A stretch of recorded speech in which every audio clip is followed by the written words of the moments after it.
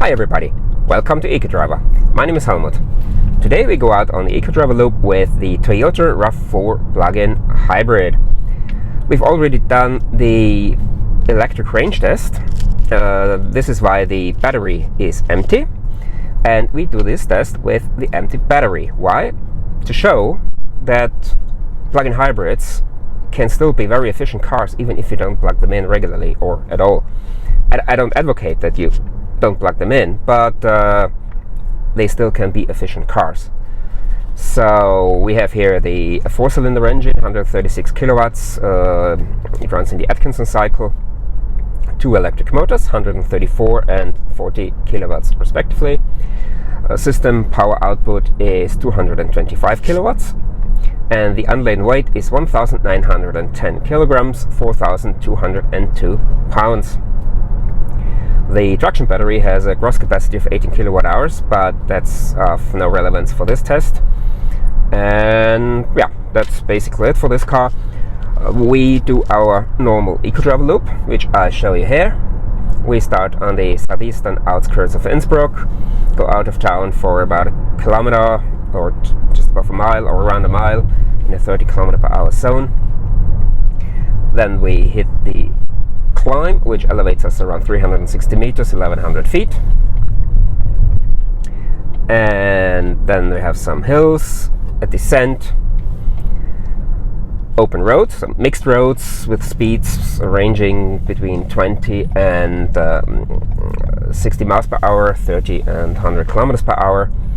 A motorway where we are restricted to 100 kilometers an hour and 18 kilometers, 11 miles of city traffic. At the end of each of those sections, I show you the overall and sectoral consumption, and at the end we analyze the whole trip.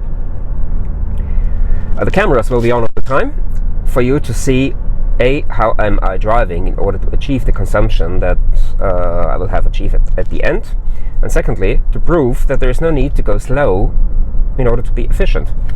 And as you've seen maybe with my other videos, I'm definitely not the obstacle on the road. So weather is tremendously nice today, 27 degrees now, 27 degrees Celsius, and I hope you enjoy this video, trip, the weather, the scenery, and I promise I won't talk too much.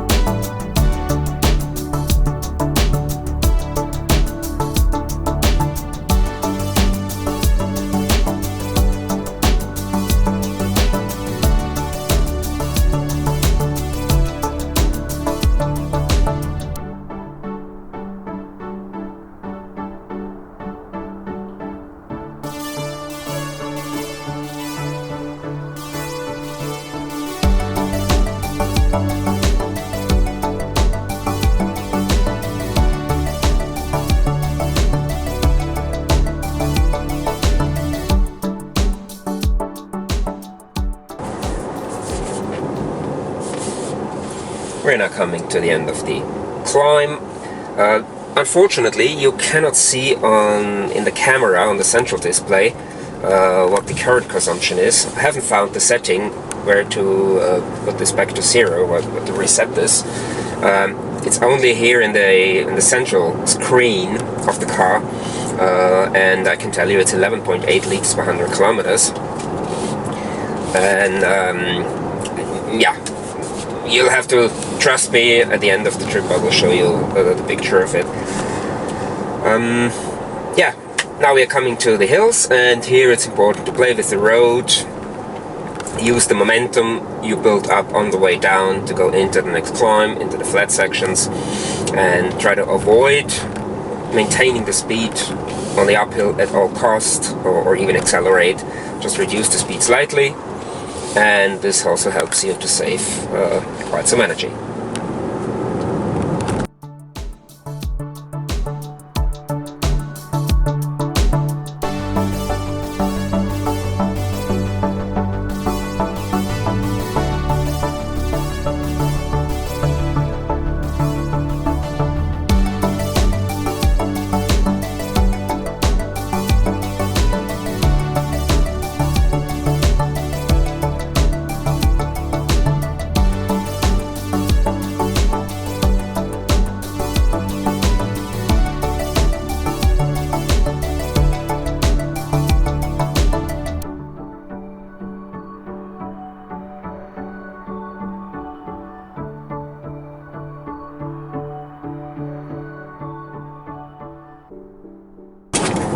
Okay, I do it now this way. I show you here in the central display 8.5 liters per 100 kilometers after the hills.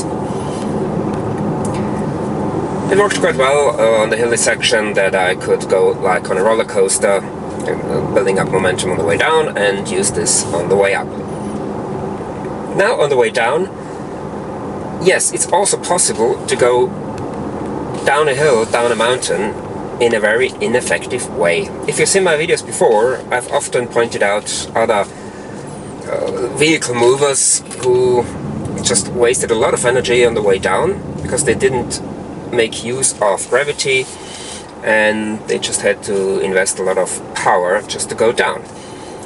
And we have two flat sections, and we try to go into those flat sections with a little bit higher speed, of course within the legal limits, the bendable limits, and then we try to avoid using energy on the flat sections to maintain the speed.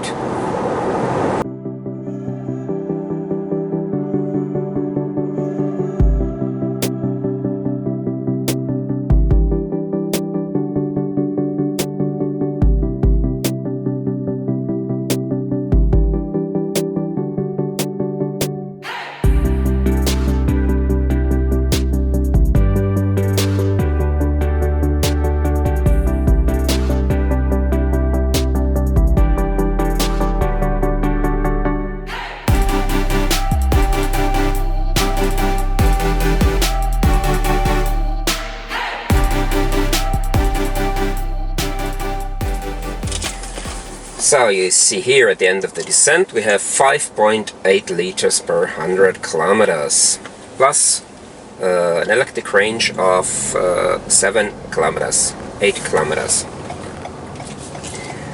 It was quite good on the descent. We didn't have any obstacles which prevented us from going economically. With this car, if you lift your foot off the gas pedal of the accelerator, then it regens a bit, it brakes a bit, which would have been too much for those flat sections, so we would have gotten too slow. To avoid that, I just stepped on the accelerator pedal just a little bit to reduce the power of braking, and which helped us to cross those sections without the active use of energy.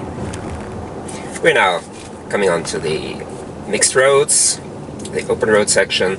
We have speeds there ranging from 20 to 60 miles per hour, 30 to 100 kilometers per hour. Hopefully this time we don't have roadworks, which the last couple of times blocked us a little bit. On those kind of roads, it's the same principle as on any other type of road. Read the road, look ahead, try to keep the vehicle in motion, try to anticipate what other road users are doing, and therefore avoid accelerating, and therefore you can reduce the amount of energy.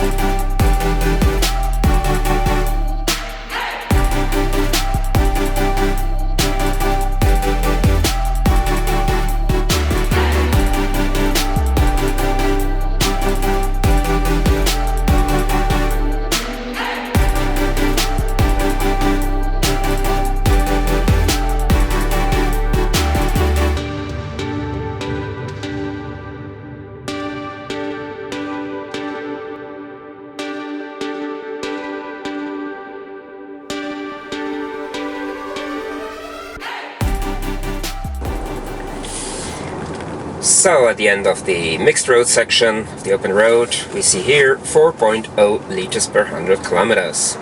We're now approaching the motorway, and here we have a speed limit of 100 kilometers an hour, as we are not an EV. Those are allowed to go 130.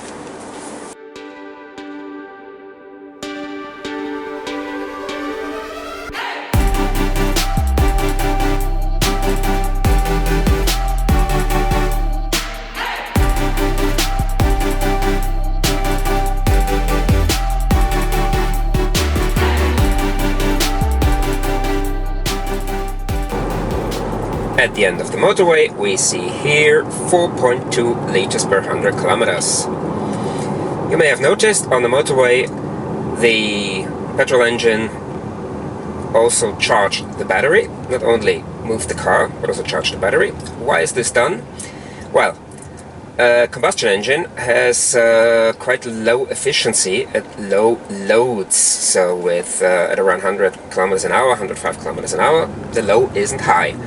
To increase the load and therefore increase the efficiency, they just charge the battery. So you get a higher load in the engine, much more efficiency, you have a higher consumption, but as a payoff for that, you charge the battery. So that's the main reason the Toyota and Ford hybrid drivetrain is so efficient. Now we're coming on to the city section, and here it's important to read the road, look ahead, try to anticipate what other road users are doing, avoid braking, avoid stopping. It's not possible all the time, sure, but at least try. And the less you have to accelerate, the more fuel you save.